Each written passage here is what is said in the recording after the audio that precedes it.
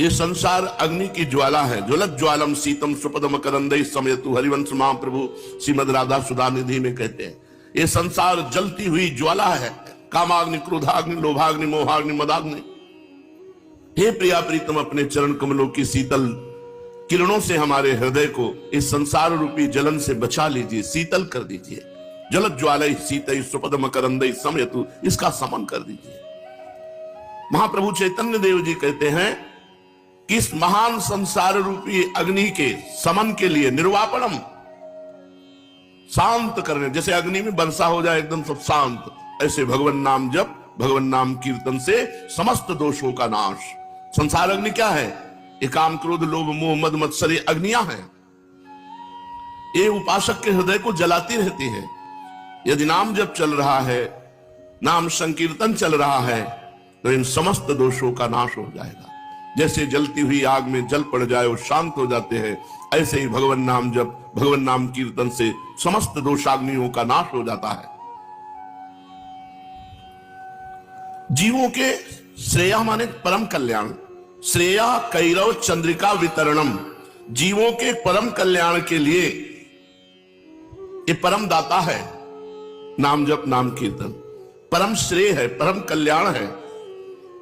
जैसे हम चांदनी के प्रकाश में शीतलता और वस्तु का दर्शन करते हैं, ऐसे ही भगवान नाम के ज्ञान के प्रकाश में हम तत्व का दर्शन करते, भगवान के रूप का दर्शन करते।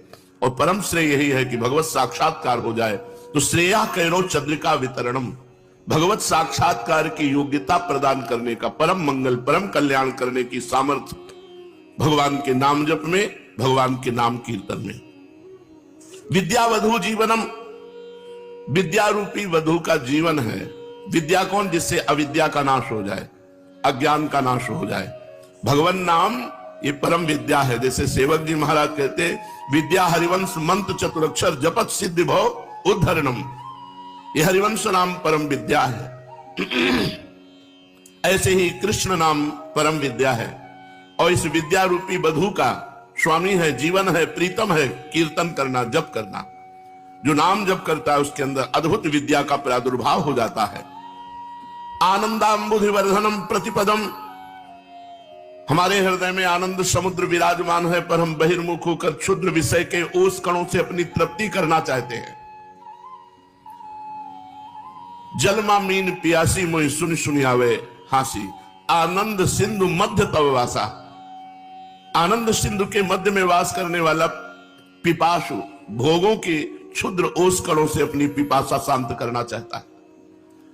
यदि जीव नाम कीर्तन, नाम जप करने लगे तो आनंद समुद्र में जैसे उफान आती है, ऐसे हमारे हृदय में आनंद की उफान आने लगेगी।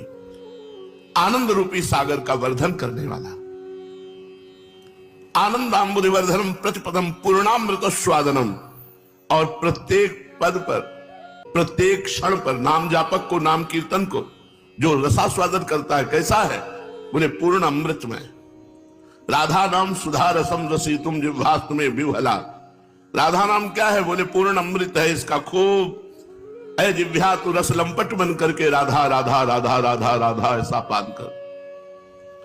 चैतन्य देव कह रहे हैं पूर्णामृत स्वादनम, जो भगवान नाम जप करता है, भगवान नाम कीर्तन करता है, जहां उसके चित्त का मार्जन हुआ, जहां उसके काम क्रोधादि अग्नियों का समन हुआ, तो एक एक नाम में अमृतमय स्वाद का अनुभव होगा। सर्वात्म स्नपनम परम विजयते श्री कृष्ण संकीर्तनम, जो सर्व प्रकार से शीतलता प्रदान करता है। जन्म जन्म के जले हुए हैं हम, भगवान नाम कीर्तन हृदय में शीतलता प्रदान करता है। ऐसे श्री कृष्ण कीर्तन की जय हो। संपूर्ण संसार एक अज्ञात शक्ति के अधीन है। कुछ भी सोचो, तुम्हारी हर सोच को धूल धूसरित कर देने वाला काल समर्थ, सतर्क, सावधान है। सोचते सोचते मर जाओगे, कभी तुम पूर्णता को प्राप्त नहीं करोगे यदि भगवान का भजन न किया तो। ये कर ले, ये कर ले, ये पा ले, ऐसा हो जाए, वैसा हो जाए, मरोगे। जब मरना है तो अधूरा होके नहीं, पूरा होके मरना है। पूरा क्या है?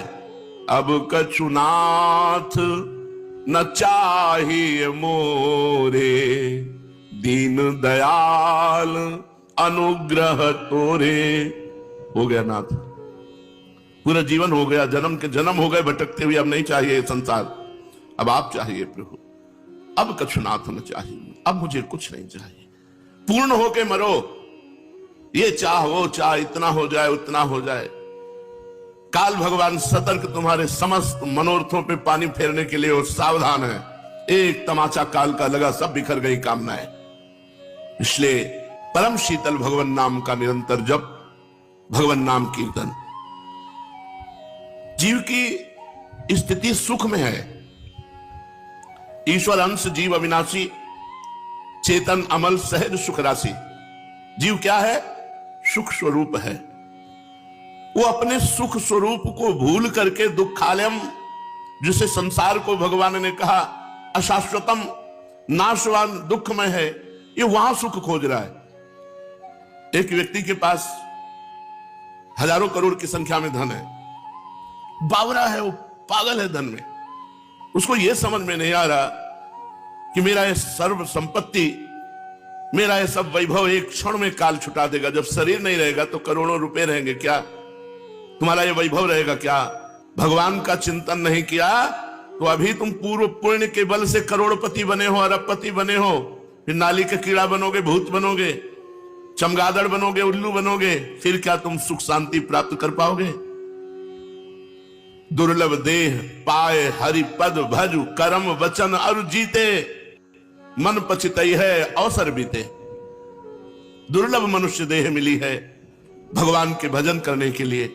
चलो, जो समय गया सो गया, अब जो रहा उसको राख, हरि के चरणों के चिंतन में अपने चित्त को डुबो दो, तभी तुम्हें सुख मिलेगा। क्योंकि तुम भगवान के अंश हो, प्रकृति से, माया से तुम कभी सुखी नहीं हो सकते। लिख लो, चाहे पूरे त्रिभुवन की अकेली अकेली संपत्तिवान तुम हो, संपूर्ण वैभव के स्वामी हो, तो भी तुम सुखी नहीं हो सकते, क्योंकि तुम प्रकृति से सुखी होने वाले नहीं। तुम परमात्मा के अंश हो। परमात्मा के चिंतन में परमात्मा की स्थिति जब तक नहीं लाओगे, परमात्मा स्थिति, तब तक सुख नहीं पाओगे। आनंद का पुत्र होने के कारण ये जीव सदा आनंद की ही खोज करता रहा। मैं आनंदित हो जाऊं, ये भोग भोग कर, इस वस्तु का मालिक बनकर, इतना रुपये का धनी बनकर, ऐसा ऐसा, लेकिन आज तक आनंदित नहीं हो पाया। और की और कामनाएं बढ़ती चली गई, स्वाभाविक इच्छा बढ़ती चली गई। आनंद की चाह होना आवश्यक है, क्योंकि तुम आनंद सिंधु के अंश हो, लेकिन प्रकृति से नहीं, भगवान से आनंद।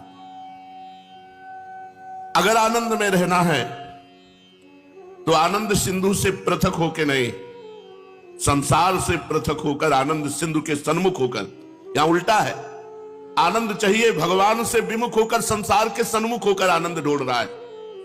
वो आनंद तब मिलेगा जब संसार से विमुख होकर भगवान के सन्मुख हो। सन्मुख होई जीव मोहि जबहि, जन्म कोटि अगनासों तबहि। जब जीव भगवान का शरणागत हो जाता है, करोड़ों जन्म के पाप भगवान नाश करके उसे आनंद प्रदान करते। चाहे जितना घूम लो, चाहे जितना कमा लो, चाहे जो भी कर लो, अंत में जब पछताओगे तो पछताने के बाद एक रास्ता मिलेगा, हरि शरणम। बिना भगवान की शरण हुए तुम्हें शांति, तृप्ति, आनंद, सुख कदापि कहीं नहीं मिलने वाला। संसारी पुरुष जब कुछ देता है, किसी संत महात्मा या वो गर्व करता है कि मैंने कुछ दान किया। तुम्हारा नाशवान वस्तु है, हमारा सच्चिदानंद भजन है। तुम जो देते हो उससे बढ़कर हमसे लेते हो। हमारा भजन लेते हो, हमारी तपस्या लेते हो, हमारे जीवन का संचित किया हुआ परम धन लेते हो, और उससे तुम आनंदित हो जाओ, तुम्हारा कल्याण हो जाए। इसीलिए संत महात्मा उदारता पूर्वक स्वीकार कर लेते हैं। लेकिन अहंकार करके वो किए हुए अपने सत्कर्म को मिट्टी में मिला देता है। मैंने ये किया। अगर वहीं वो सोच ले तो दीयम वस्तु गोविंदम तुभ्यमेव समर्पये, हे भगवान आपकी दी हुई वस्तु आपको देते हैं, तो प्रकृति में रहते हुए भी उसे परमात्मानंद की अनुभूति होने का मार्ग खुल जाए। पर बहुत देहाभिमान, इसीलिए आज शुरुआत किया सत्संग की, देहाभिमान ही जीव के जन्म मृत्यु की श्रृंखला है। मनन करने वाले प्राणियों का मन दो प्रकार का मनन करता है। सब प्राणी मनन करते हैं।